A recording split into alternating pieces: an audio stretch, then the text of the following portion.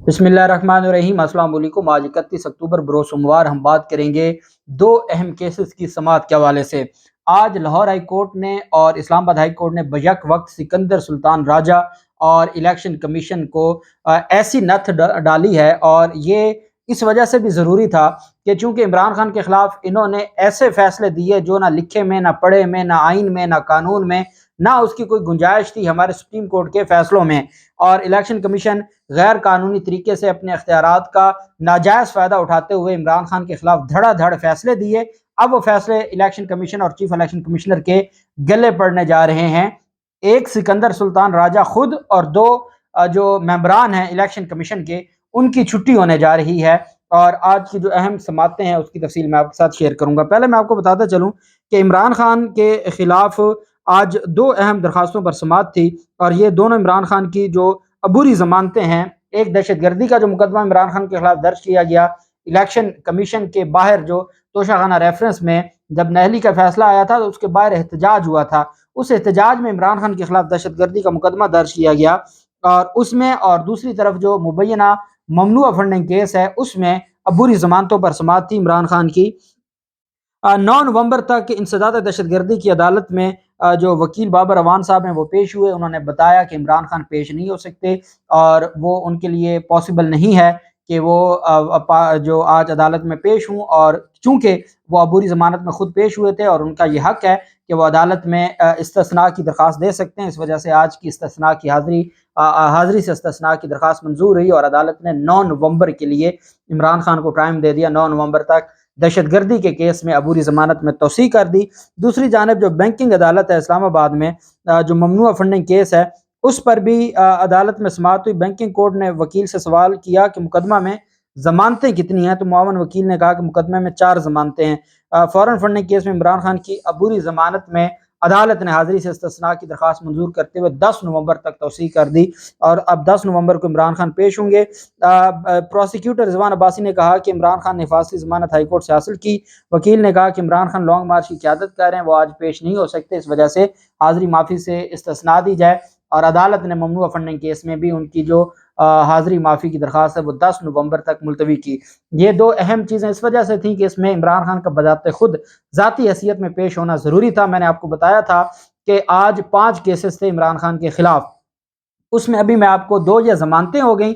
एक में इंसदाद दहशतगर्दी अदालत में हाज़िरी माफ़ी की दरख्वास्त मंजूर हो गई, 9 नवंबर तक जो ज़मानत है उसमें तौसीह हो गई। ममनुआ फंडिंग केस में जो ज़मानत थी उसमें 10 नवंबर तक तौसीह हो गई।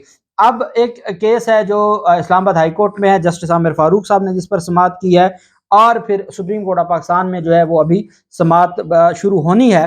पहले मैं अब आपको बता देता हूँ, लाहौर हाई कोर्ट ने जो इलेक्शन कमीशन के लिए और इलेक्शन कमीशन की जो बदनीयती थी उस पर जो एक बड़ा फैसला दिया है, उसमें अजहर सिद्दीक एडवोकेट साहब वकील थे, और उसमें एक वोटर की तरफ से दरख्वास्त दायर की गई थी। जाबिर, ये जाबिर एक पाकिस्तानी शहरी हैं और मियाँ वाली के वोटर हैं। जाबिर ने यह दरख्वास्त दी कि हमारे हल्के का जो नुमाइंदा है इमरान खान, जिनको हमने इलेक्ट किया, इमरान खान को तोशाखाना रेफरेंस में जो नायल किया गया इलेक्शन कमीशन की जानिब से, यह इंतहाई गलत फैसला है। अब एक बात याद रखिएगा, इमरान खान ने तोशाखाना नहली जो फैसला है उसको चैलेंज किया है इस्लामाबाद हाई कोर्ट में, वो अलग से समाअत हुई है। अभी मैं आपको बता रहा हूँ लाहौर हाई कोर्ट ने जो इलेक्शन कमीशन के दायरे अख्तियारात पर सवालात उठाए। आप जानते हैं लाहौर हाई कोर्ट पहले भी इलेक्शन कमीशन का जो तौहीन कमीशन के नोटिस हैं, शोकाज नोटिस हैं, वो उनको मुअत्तल कर चुकी है, जिसकी बुनियाद पर इलेक्शन कमीशन हाई कोर्ट के फैसले के खिलाफ, इंटरम फैसले के खिलाफ सुप्रीम कोर्ट ऑफ पाकिस्तान में गया हुआ है।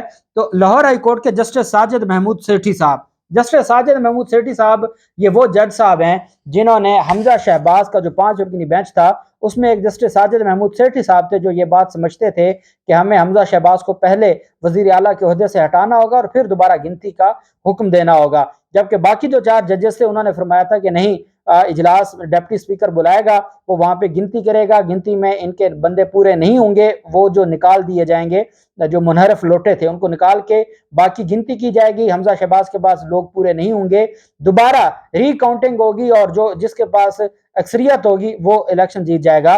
तो उस पर जो जस्टिस साजिद महमूद सेठी साहब थे वो ये कहते थे कि जब आप पहला नोटिफिकेशन का लदम करार नहीं देंगे तो आप नए कैसे ऑर्डर दे सकते हैं री इलेक्शन या रिकाउंटिंग के। तो उनका एक बड़ा खूबसूरत जो जस्टिस साजिद महमूद सेठी साहब हैं उनका एक पॉइंट ऑफ व्यू था, उनके पास ही समाअत। اب اس سماعت میں جو عدالت میں جب سماعت ہوئی تو جسٹس ساجد محمود سیٹھی صاحب نے جابر عباس کی درخواست پر سماعت کی اور اظہر صدیق ایڈوکیٹ صاحب پیش ہوئے۔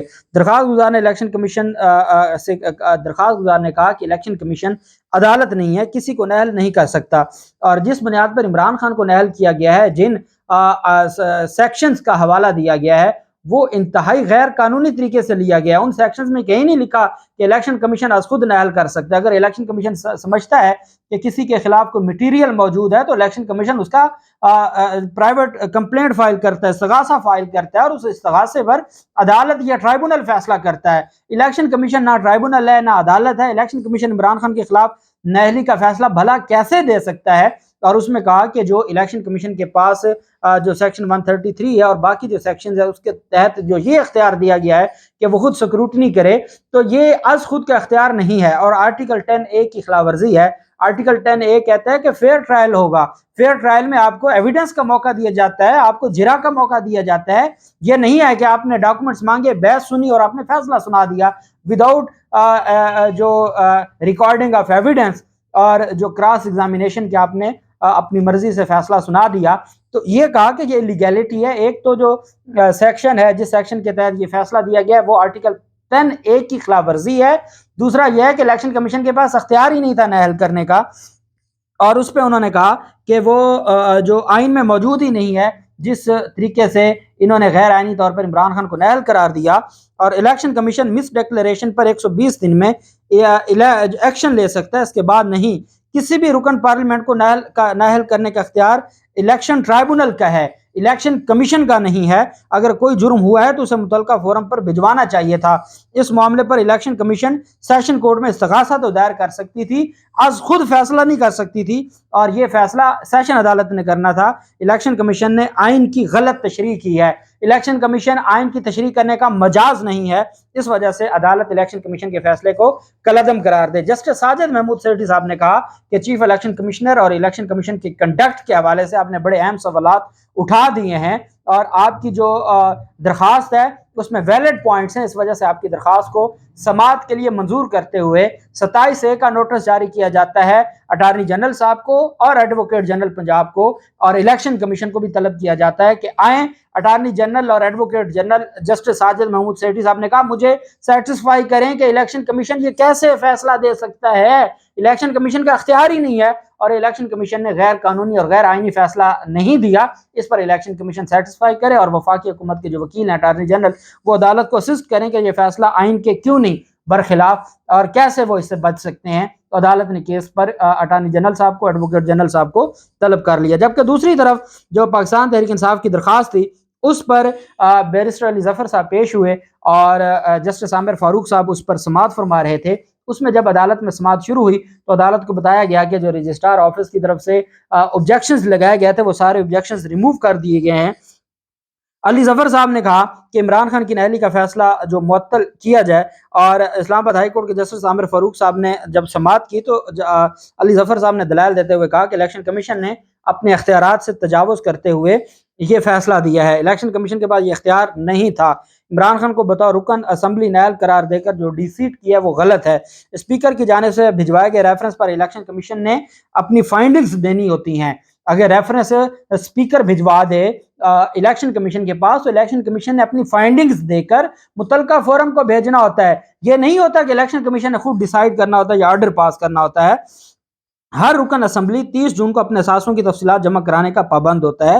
جائیداد، جیولری سمیت تمام اثاثوں کی تفصیلات جمع کرانا ہوتی ہے۔ اگر کوئی چیز بیچ دی ہے تو اس سے حاصل رقم کا بتانا ہوتا ہے۔ اگر کوئی ممبر اسمبلی یہ تفصیلات نہ بنائے تو اس کی رکنیت بھی معطل ہو جاتی ہے۔ بیرسٹر علی ظفر صاحب نے کہا اگر 120 دن میں گوشوارے جمع نہ کروائیں یا غلط معلومات دیں تو وہ ممبر کرپٹ پریکٹس کا مرتکب پایا جاتا ہے۔ جھوٹا بیان اور غلط معلومات دینے کی سزا قانون میں موجود ہے جو 3 سال تک قید اور جرمانہ ہے، اس میں نااہلی کی سزا نہیں ہے۔ عمران خان کے وکیل نے کہا کہ قانون کہتا ہے کہ مس ڈکلیریشن کے جرم کا ٹرائل सेशन कोर्ट में होगा जो सजा सुना सकता है, इलेक्शन कमीशन नहीं सुना सकता। इलेक्शन कमीशन इस सूरत में कंप्लेनेंट का किरदार अदा करेगा। सजा याफ्ता होने के बाद इलेक्शन कमीशन 5 साल तक नहली की सजा सुना सकता है। फिल वक्त नहली का कोई जवाज नहीं बनता, ऐसा सिर्फ ट्रायल के बाद मुमकिन हो सकता है। ये कैसे इलेक्शन कमीशन ने एक झुरलू फेरा है और इलेक्शन कमीशन ने किसी की ख्वाहिश पर यह फैसला दिया है। अदालत ने कहा, जो जस्टिस आमिर फारूक साहब थे, कि इस पर हम जो इलेक्शन कमीशन का फैसला वो मुअत्तल नहीं करते। इलेक्शन कमीशन एक इदारा है, हम पहले उनको नोटिस जारी करते हैं, उनको सुनने के बाद फिर हम इस फैसले को देखेंगे मुअत्तल करना है या नहीं करना। अब इलेक्शन कमीशन के जो फैसले हैं, एक जो अहम डेवलपमेंट है वो ये है कि मियाँ वाली की सीट पर जिस पर इमरान खान को नाअहल करार दिया गया था, उस पर ज़िमनी इलेक्शन रोक दिया गया है। ज़िमनी इलेक्शन रोकने से मुराद यह है कि इलेक्शन कमीशन का जो फैसला है उस पर अमल दरामद रुक गया है। एक बात की मुझे नहीं समझ आती, इमरान खान का ममनुआ फंडिंग केस का फैसला है वो इंतहाई गैर आइनी और गैर कानूनी था, उसके बावजूद आज तक उसको मुअत्तल नहीं किया और उसमें भी जस्टिस आमिर फारूक साहब सुन रहे हैं। और अब ये फैसला भी जो बिल्कुल क्लियर कट आपके सामने क्वेश्चन ऑफ लॉ आ गया, जब आपके सामने सेक्शंस आ गए मुतलका कानून के, जब आपके सामने आइन की खिलाफ वर्जी आ गई, जब आपके सामने इलेक्शन कमीशन का कंडक्ट आ गया, उसके बाद इंटरम रिलीफ के तौर पर उसको मुअत्तल करना जरूरी होता है, तभी इंटरम रिलीफ की दरखास्त दी जाती है। लेकिन मैंने देखा है कि इलेक्शन कमीशन अपनी अंधेर नगरी मचा रहा है, इलेक्शन कमीशन अपनी मनमानियां कर रहा है, नाजायज गैर आइनी और गैर कानूनी फैसले दे रहा है।